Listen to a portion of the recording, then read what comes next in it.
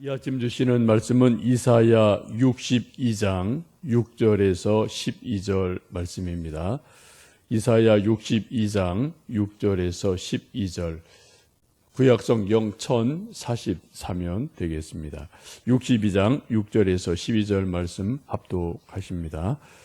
예루살렘이여, 내가 너의 성벽 위에 파수꾼을 세우고 그들로 하여금 주야로 계속 잠잠하게 하였느니라. 너희 여호와로 기억하시게 하는 자들아, 너희는 쉬지 말며 또 여호와께서 예루살렘을 세워 세상에서 찬송을 받게 하시기까지 그로 쉬지 못하시게 하라.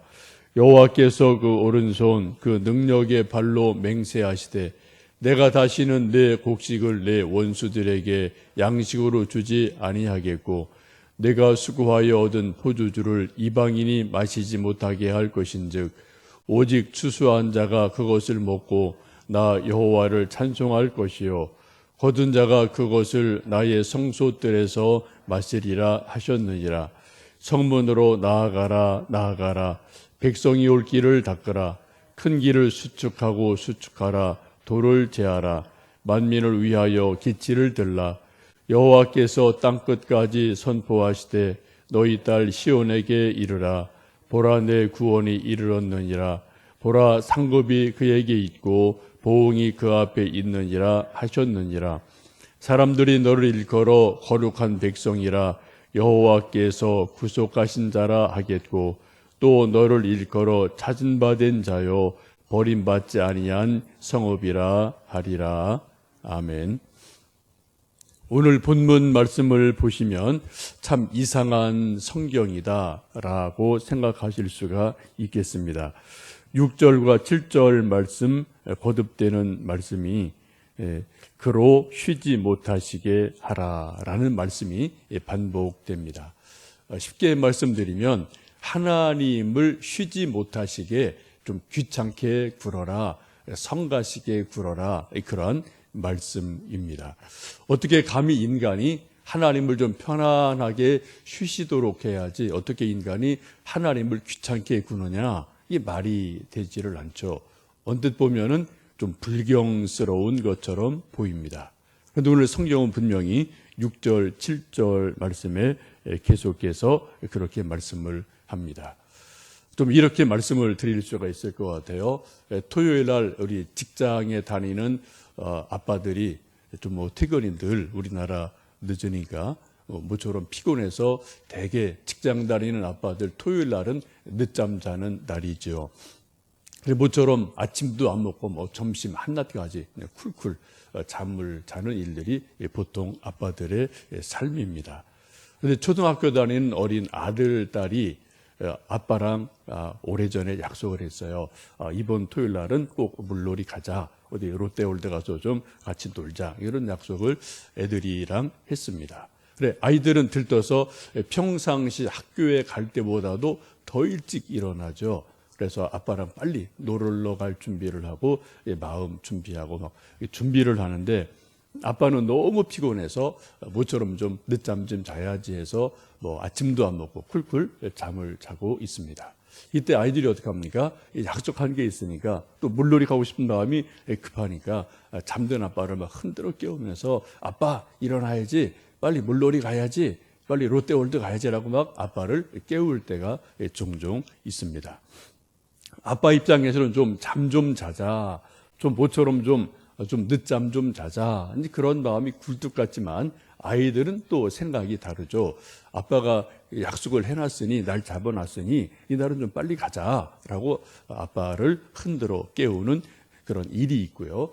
아이들 입장에서는 그런 권리가 분명히 있게 됩니다. 왜요? 물놀이 간다고 아이들이랑 철석같이 약속을 했기 때문에 그렇습니다. 오늘 본문의 말씀을 좀 그런 쪽으로 이해를 하시면 좋겠습니다. 6절 말씀, 7절 말씀 다시 한번 좀 읽어보실까요? 예루살렘이여, 내가 너희 성벽 위에 파수꾼을 세우고 그들로 하여금 주야로 계속 잠잠하지 않게 하였느니라. 너희 여호와로 기억하시게 하는 자들아, 너희는 쉬지 말며 또 여호와께서 예루살렘을 세워 세상에서 찬송을 받게 하시기까지 그로 쉬지 못하시게 하라. 하나님으로 쉬지 못하시게 해라 라는 말씀이 나옵니다. 좀 하나님 주무시지 마시고 잠잠하지 마시고 좀 우리 좀 도와주세요. 우리가 지금 큰 어려움이 있습니다. 우리 좀 도와주십시오라고 기도할 권리가 있다는 것입니다. 왜요? 유대 백성은 선택받은 백성이고 이 선택받은 백성은 하나님의 약속의 백성입니다. 하나님과 약속한 것이 있기 때문에 하나님 이 약속 기억해 주시고 좀 우리에게 응답해 주세요 라고 기도할 권리가 있다라고 말씀을 합니다.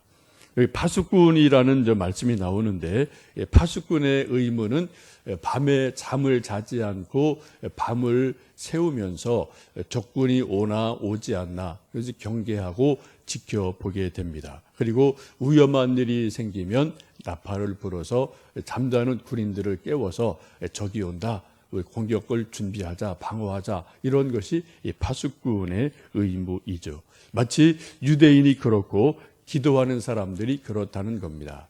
우리가 다 잠자면은 어떤 일이 있을지 모르기 때문에 늘 깨어 있다가 어떤 위험한 일이 있을 때 그것을 하나님께 알리면서 하나님 이러한 일이 있습니다. 우리 좀 도와주십시오. 라고 이제 상기시켜 드릴 그러한 권이 있다라고 말씀을 합니다.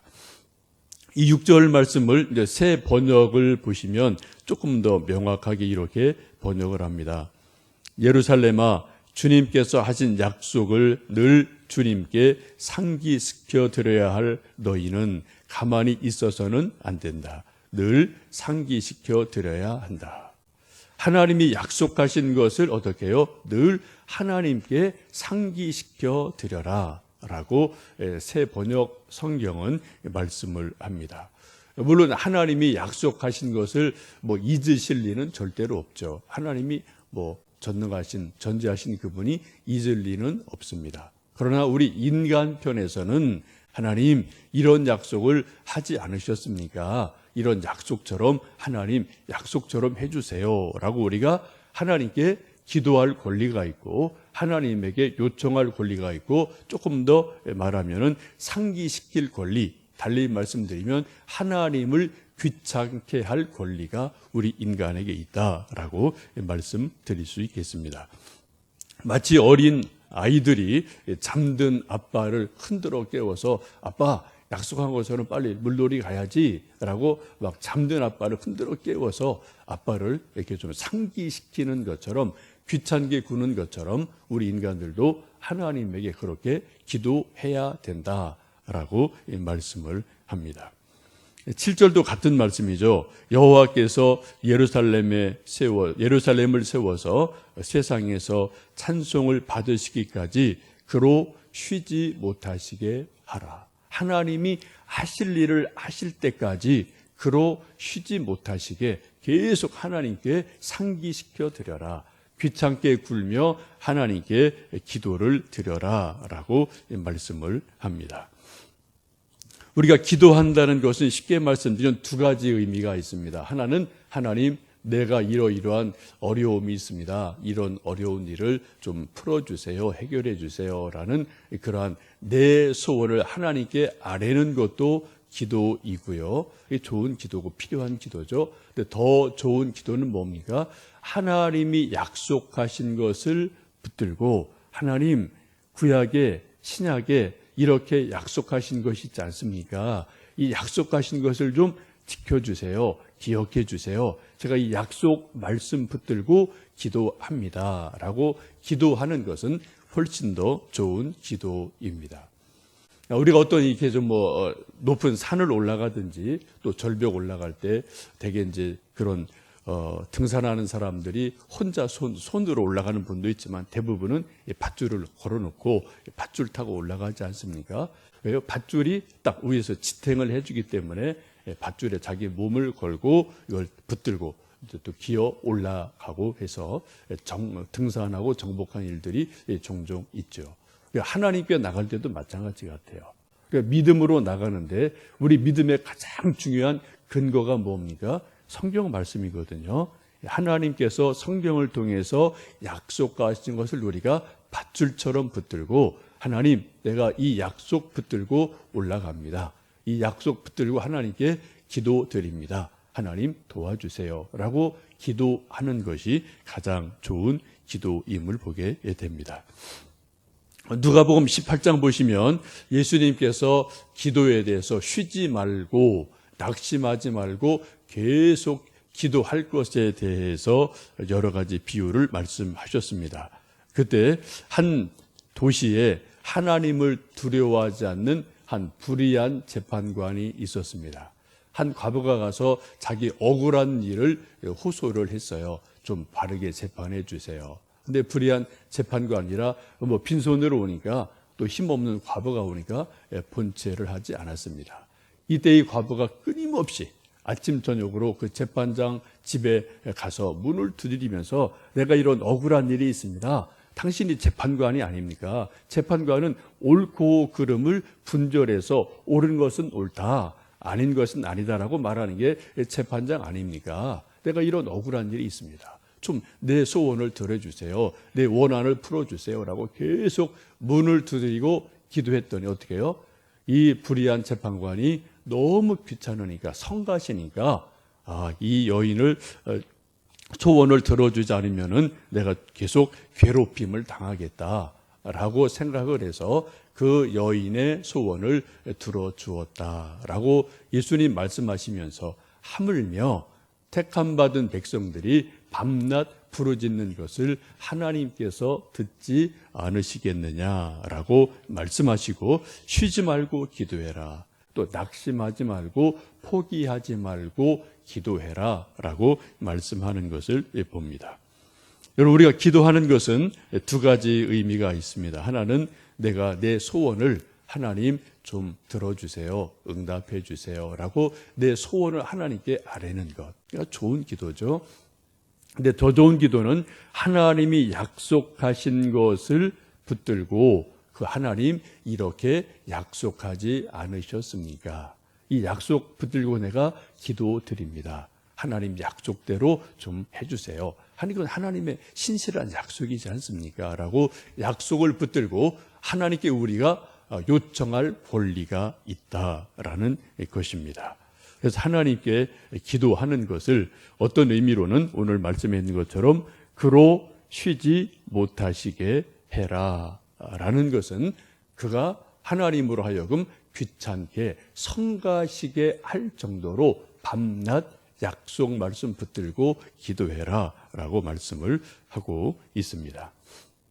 11절 말씀 쭉 이하에 이제 보시면은, 그럴 때 하나님께서 상급을 주시고 응답해 주신다는 말씀이 쭉 있고요. 또 8절 9절 말씀에도 하나님께서 맹세하시되 내가 다시는 내 곡식을 내 원수들에게 양식으로 주지 않을 것이다 라고 말씀하시면서, 하나님이 맹세하신 대로 이루어 주신다, 약속하신 대로 이루어 주신다라는 말씀을 우리가 볼 수 있습니다.